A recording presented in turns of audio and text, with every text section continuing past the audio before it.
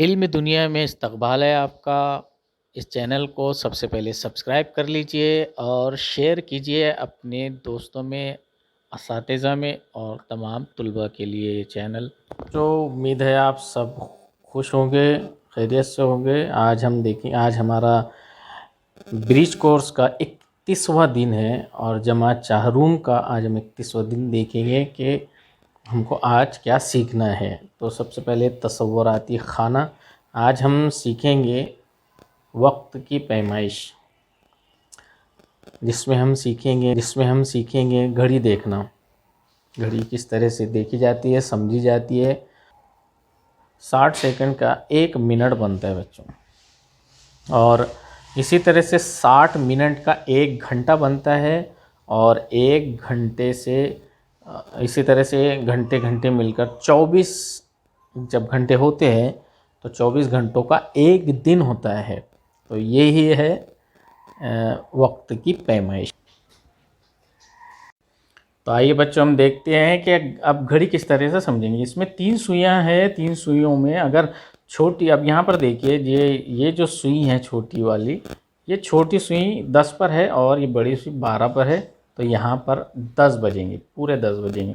अगर फ़र्ज़ करो कि ये जो बड़ी सुई है, बड़ी सुई अगर ये जो सुई है, ये बड़ी सुई अगर घूम कर 1 पर आ जाती है, तो यहाँ पर हमको 5 का पहाड़ा पढ़ना है।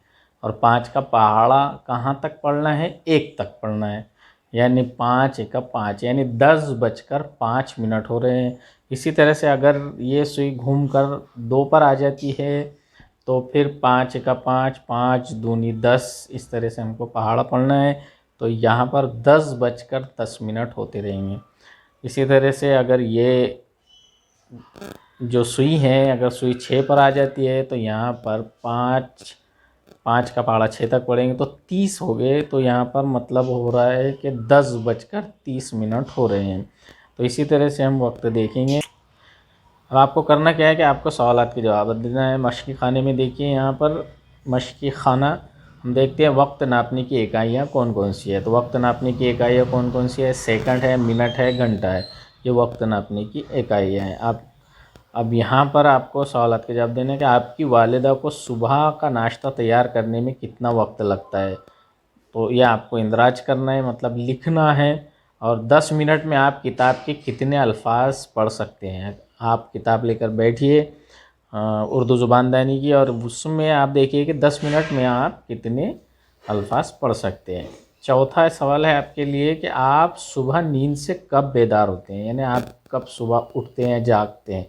आपका स्कूल कितने बजे से शुरू होता है और कितने बजे ख़त्म होता है, ये आपको इंदराज करना है, लिखना है।